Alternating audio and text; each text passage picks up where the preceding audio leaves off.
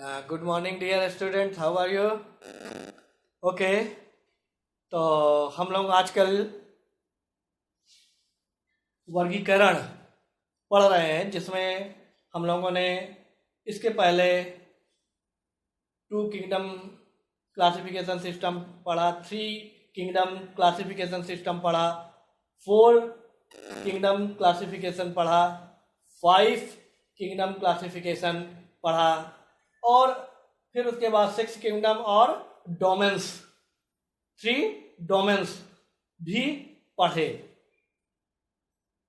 अब ये वर्गीकरण या वर्गीकरण विज्ञान क्या है? आज हम लोग जानते हैं कि ये वर्गीकरण क्या है और इसमें क्या किया जाता है।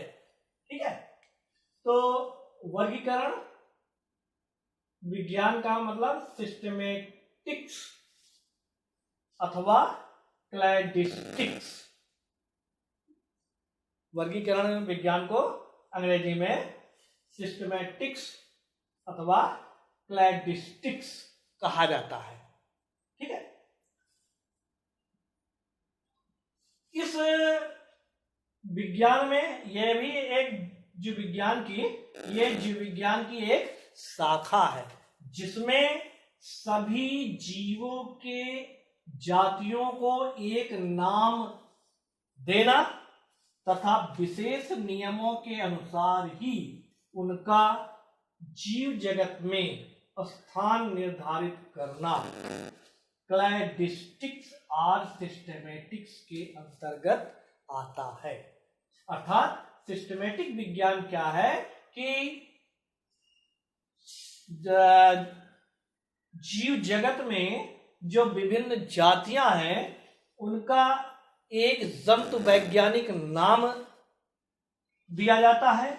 इस विज्ञान के अंतर्गत सभी का एक जंतु वैज्ञानिक नाम रखा जाता है और फिर वर्गीकरण के जो नियम, सिद्धांत,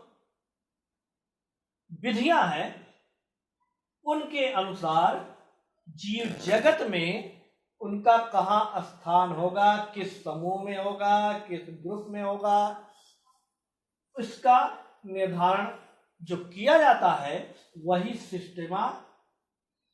सिस्टमेटिक्स और क्लैडिस्टिक्स कहलाता है। ठीक, सिस्टमेटिक्स शब्द जो है ये लैटिन भाषा का शब्द है। ये कहाँ का है? ये शब्द लैटिन भाषा से आया हुआ है कि और वो किस भाषा से हमारे शब्द से आया है? सिस्टमा से। सिस्टमा जिसका अर्थ ही है जीवों की नियमित व्यवस्था। जिसका क्या अर्थ है? जीवों की नियमित व्यवस्था। नियमित व्यवस्था माने कि उनके विकास के क्रम में, उनकी संरचनाओं की जटिलता के क्रम में नियमित रूप से, क्रम से जो विकास माने जटिलताओं के आधार पर जो हम समूहों में विभाजित कर देते हैं वो, इसका अर्थ वही है। वो उसका मतलब सिस्टमा का अर्थ यही है कि उनको क्रम से व्यवस्थित करना, और इसी शब्द से ये सिस्टमेटिक्स शब्द बना है, अर्थात वर्गीकरण विज्ञान बना है। ठीक है, दूसरी शब्द जो अक्सर वर्गीकरण के अध्ययन में प्रयुक्त किया जाता है वो है वर्गीकी, जिसकी अंग्रेजी टैक्सोनॉमी है, और ये जो है ग्रीक शब्द है। मैंने आपको बताया था ना कि जीव विज्ञान के जो शब्द हैं या जीव विज्ञान का ज्यादातर विकास जो है विदेशों में हुआ है, इसलिए वहां पर कुछ शब्द जो उनके शब्द हैं वो ज्यादातर ग्रीक शब्द अथवा लैटिन शब्द से लिया गया है। तो जैसे यहाँ पे देखो सिस्टमा, ये लैटिन शब्द से लिया, माने लैटिन शब्द है, और उसी तरह से ये ग्रीक शब्द है। टैक्सोनॉमी ग्रीक शब्द है जो 2 शब्दों से मिलकर बना हुआ। टैक्सिस जिसका मतलब होता है ऑर्डर, माने वही क्रम से। अब वो क्रम किस आधार पे लिया जा रहा है? उनकी संरचना के आधार पर लिया जा रहा है, उनके व्यवहार के आधार पर लिया जा रहा है, कि उनके विकास के आधार पर लिया जा रहा है, कि उनकी जात वृत्ति के क्रम में लिया जा रहा है? और दूसरा शब्द है नोमिया। नोमिया माने डिस्ट्रीब्यूशन, अर्थात क्रम से उनका विभाजन, क्रम से उनको छोटे बड़े समूहों में बांटना, ये टैक्सोनॉमी लिया गया है। ठीक है, इसका माने इस पूरे शब्द का अर्थ है जीवों का वर्गीकरण की शाखा को ही वर्गीकी कहते हैं। जीवों के वर्गीकरण की शाखा को वर्गीकी कहते हैं। जो वर्गीकरण किया जाता है उसी को वर्गीकी कहा जाता है, अर्थात इसमें जीवों का वर्गीकरण किया जाता है, वही वर्गीकी या टैक्सोनॉमी कहलाता है। ये जो है सिस्टमा के अंतर्गत ही आता है या क्लैडेस्टिक के अंतर्गत ही आ जाता है। यह सिस्टमैटिक्स का एक महत्वपूर्ण भाग होता है और इसके दो पहलू होते हैं। टैक्सोनॉमी के भी दो पहलू हैं, एक लघु वर्गीकरण यानी जिसको माइक्रो टैक्सोनॉमी कहा जाता है, तथा दूसरा गुरु वर्गीकरण है जिसको माइक्रो टैक्सोनॉमी कहा जाता है। अर्थात ये टैक्सोनॉमी के भी दो पहलू हो जाते हैं, एक को माइक्रो वर्गीकरण माने माइक्रो टैक्सोनॉमी और दूसरे को माइक्रो टैक्सोनॉमी कहते हैं। अब यहाँ पे देखो माइक्रो टैक्सोनॉमी में क्या किया जाता है, तो माइक्रो टैक्सोनॉमी में जीवों के जाति का निर्धारण किया जाता है और माइक्रो टैक्सोनॉमी में उन जीव जातियों को छोटे बड़े समूहों में बांटा जाता है या वर्गीकृत किया जाता है। तो इनके भी दो भाग हो जाते हैं टैक्सोनॉमी के भी, लघु वर्गीकरण यानी माइक्रो टैक्सोनॉमी जिसमें हम जातियों का निर्धारण करते हैं, जीवों की जातियों का निर्धारण, तथा गुरु वर्गीकरण में जीव जातियों को छोटे बड़े समूहों में वर्गीकृत किया जाता है। वर्गीकी तथा वर्गीकरण विज्ञान अर्थात ये और ये एक दोनों के पूरक होते हैं। ये क्या होते हैं, एक दोनों के पूरक होते हैं, लेकिन इसका क्षेत्र अलग है और इसका क्षेत्र अलग है। टैक्सोनॉमी का क्षेत्र अलग है और सिस्टमा का क्षेत्र अलग है। वो कैसे अलग है, देखो वर्गीकी यानी टैक्सोनॉमी के अंतर्गत जीवों का वर्णन, इसमें जीवों की संरचना, कहाँ पाए जाते हैं, किस आवास में है, कैसा व्यवहार है, कैसा रंग रूप आकृति है आदि का वर्णन, उनका नामकरण, उनकी पहचान तथा उनके वर्गीकरण में प्रयुक्त विधियों, नियमों, सिद्धांतों आदि का अध्ययन किया जाता है। ठीक है, जो वर्गीकी है, वर्गीकी के अंतर्गत जीवों का वर्णन, नामकरण, उनका वैज्ञानिक नाम रखना, उनकी पहचान करना तथा उनके वर्गीकरण, चूंकि वर्गीकरण में किया जाता है इसमें क्रम से, विकास के क्रम से जो भी, तो उसमें जो भी विधियां होती है, जो भी नियम होते हैं, जो भी सिद्धांत होते हैं, उन सब का अध्ययन वर्गीकी के अंतर्गत किया जाता है। ठीक है, जबकि वर्गीकरण विज्ञान में ये भी सम्मिलित है, वर्गीकी भी सम्मिलित है। वर्गीकरण विज्ञान में वर्गीकी भी सम्मिलित है और इसके बाद जीवों की विविधता, माने उनमें जो असमानताएं हैं, उनमें जो अंतर हैं, उनके उस अंतर के आधार पे या उनके तुलनात्मक एवं विकासात्मक एवं जाति वृत्ति संबंधों का अध्ययन किया जाता है। इसमें जो है इन सारे पहलुओं के साथ साथ इसमें वर्गीकी के साथ साथ इनमें जीवों की विविधता, तुलनात्मक एवं विकासात्मक एवं जातिवृत्ति संबंधों का अध्ययन सिस्टमैटिक जीव विज्ञान के अंतर्गत करते हैं। ठीक, तो ये मतलब वर्गीकरण विज्ञान हो गया और ये वर्गीकी हो गया। तो अब आएंगे हम लोग कॉन्सेप्ट ऑफ स्पीसीज, यानी जातियों की संकल्पना। ठीक है, ये जाति क्या होती है और जाति वर्गीकरण में जाति क्यों आवश्यक है। तो सबसे पहले हम लोग जाति क्या होती है ये जान लें और इसका क्या महत्व है वर्गीकरण में। देखिए, महत्व तो इसका ये है कि जाति वर्गीकरण की सबसे छोटी मूल इकाई होती है। ठीक है, सबसे छोटी मूल इकाई होती है। इसलिए जाति की स्पष्ट पहचान, जब तक जंतु की जाति की स्पष्ट पहचान और स्पष्ट परिभाषा नहीं होगी, तब तक वर्गीकरण करने में कठिनाई होगी। तब तक जो है वर्गीकरण हम लोग नहीं कर पाएंगे।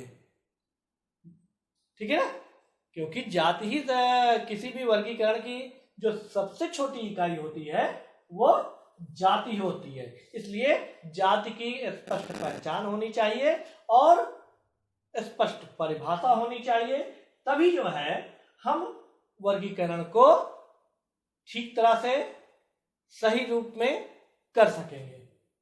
ठीक है, तो अब जाति क्या है। तो अनेक वैज्ञानिकों ने जाति को विभिन्न रूपों में परिभाषित किया। यहाँ पर मैं दो वैज्ञानिकों की डिफिनीशन दे रहा हूं जाति। एक तो है जॉन रे 1693 में। ठीक है, जॉन रे के अनुसार वे सब जंतु जिनकी उत्पत्ति एक ही प्रकार के जनक यानी पेरेंट से हुई है एक ही जाति के सदस्य होते हैं। यानी जॉन रे ने सर्वप्रथम जो है जात की एक लैंगिक आधार पर, लैंगिक जनन के आधार पर परिभाषित किया था 1693 में। और उन्होंने क्या परिभाषित किया कि वे सब जंतु जिनकी उत्पत्ति एक ही प्रकार के जनक यानी पेरेंट्स के द्वारा हुई है वे एक ही जाति के सदस्य होते हैं। वे सब एक ही जाति के होते हैं, ये इनके अनुसार था। ठीक है, फिर इसके बाद मेयर ने भी लैंगिक जनन के आधार पर ही परिभाषित किया 1942 में। और इनके अनुसार क्या है कि प्राकृतिक दशाओं में, नेचुरल वे में स्वतंत्र रूप से परस्पर लैंगिक जनन के द्वारा अपने जैसे ही जननक्षम संतान उत्पन्न करने वाले जंतु एक ही जाति के सदस्य होते हैं। ठीक है, माने इनमें क्या है कि प्राकृतिक दशाओं में, कृत्रिम रूप में नहीं, प्राकृतिक दशाओं में परस्पर लैंगिक जनन के द्वारा अपने जैसे ही रंग रूप आकृति में अपने जैसे ही जननक्षम संतान उत्पन्न करने वाले जंतु एक ही जाति के सदस्य होते हैं। ठीक है, तो ये इनके अनुसार परिभाषित हो गया। लेकिन ये जो दोनों परिभाषाएं दी गई है ये सभी जीवों के लिए सभी दशाओं में उपयुक्त नहीं होता है। ठीक है, क्योंकि ऐसे बहुत से जीव हैं जिनमें लैंगिक जनन होता ही नहीं है, फिर भी उनकी एक जाति है। ठीक है, इसी तरह से हम मधुमक्खी है, दीमक है, इनकी जातियों में पॉलीमॉर्फिज्म पाया जाता है, बहुरूपता पाई जाती है। उदाहरण के तौर पर जैसे मधुमक्खी में है, इनमें मधुमक्खी का जो समूह होता है, इनमें 3 तरह के सदस्य होते हैं, ड्रोन, वर्कर और रानी या फीमेल मक्खी। लेकिन वे इनमें काफी अंतर होता है, इनकी शारीरिक संरचना में काफी अंतर होता है, इनकी साइज में काफी अंतर होता है, लेकिन फिर भी वो एक ही जाति के कहलाते हैं। वे सब एक ही जाति, मधुमक्खी की जाति के हैं, 3 प्रकार के सदस्य। ठीक है, इसी तरह से ये ड्रोसोफिला फ्रूट फ्लाई की कई जातियां होती है और सब में शारीरिक संरचनाएं भिन्न भिन्न होती है। शारीरिक संरचनाएं भिन्न भिन्न और समान होती है। ठीक, फिर क्या हुआ कि धीरे धीरे और भी ज्ञान होता गया, आनुवंशिक लक्षणों के लिए, लैंगिक लक्षणों के लिए हम ये माने ज्ञात हो चुका था कि ये लक्षण जो है गुणसूत्र में उपस्थित जीन्स द्वारा होता है।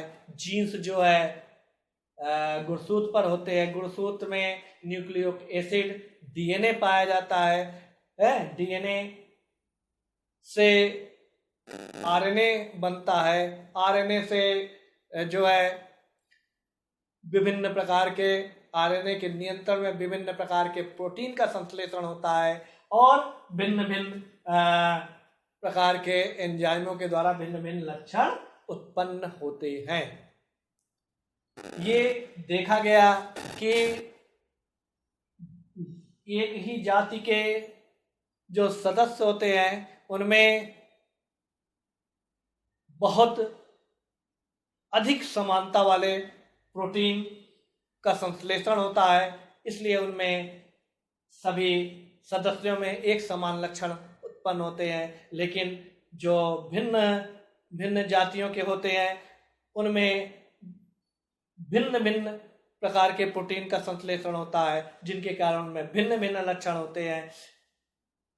विकास की दशाओं में भी जो जातियां बिल्कुल निकट होती हैं उनके प्रोटीन में, उनके जीन्स में, उनके प्रोटीन्स में बहुत अधिक समानताएं होती है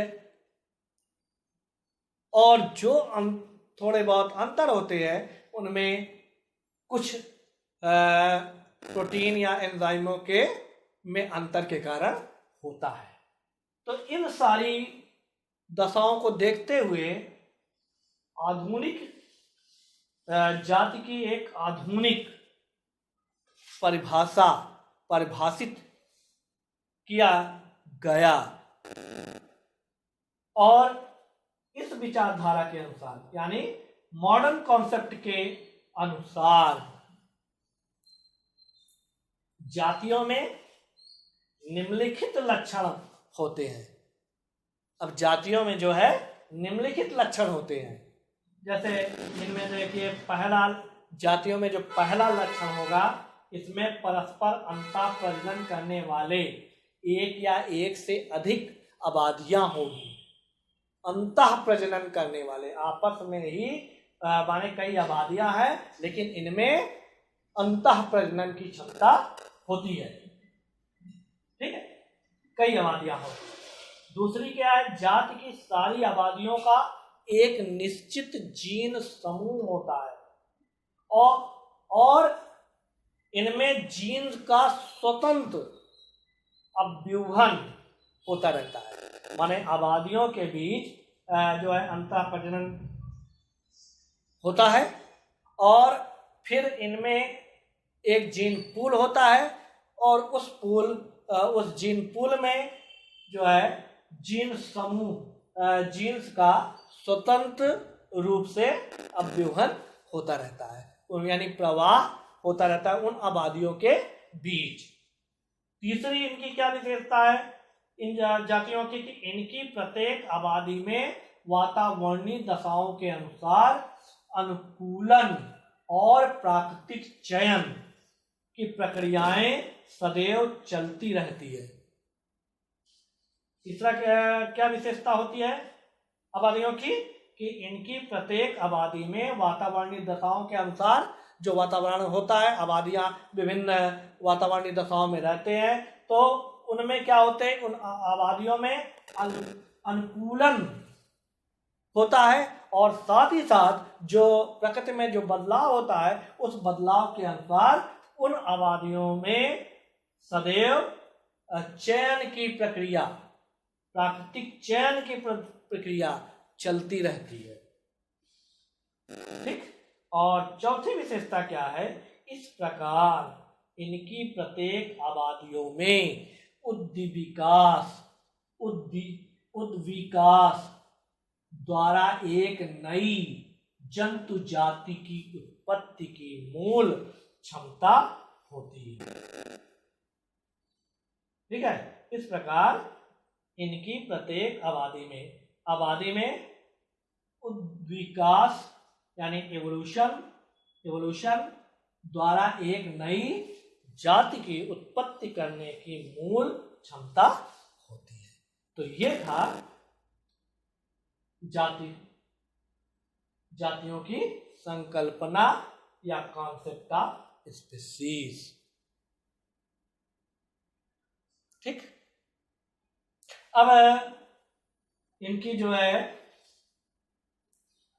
hierarchy of the classification categories, तो वर्गीकरण में सबसे छोटी इकाई जो है क्या होती है, जाति है।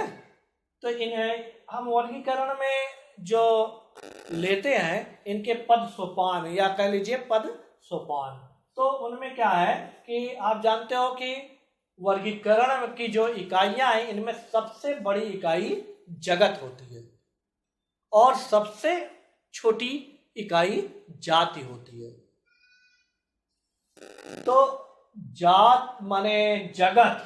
अब जगत को फिर अनेक छोटे समूहों में बांट देते हैं, यानी छोटी इकाई में बांट देते हैं,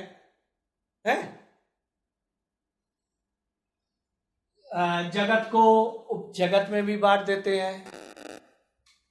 फिर इसी तरह से उपजगत के भी कई संघ या फाइला हो जाते हैं। फिर एक फाइला के कई क्लास हो जाते हैं, और फिर क्लास के फैमिली हो जाते हैं, कई फैमिली हो सकती है, और फैमिली को कई ऑर्डर यानी गण में बांट देते हैं, और एक ऑर्डर्स के फिर कई जिनस, और फिर सबसे छोटी इकाई स्पीशीज होती है। तो ये जो वर्गीकरण की जो इकाइयां हैं यही जो है वर्गीकरण के पद सोपान कहलाते हैं।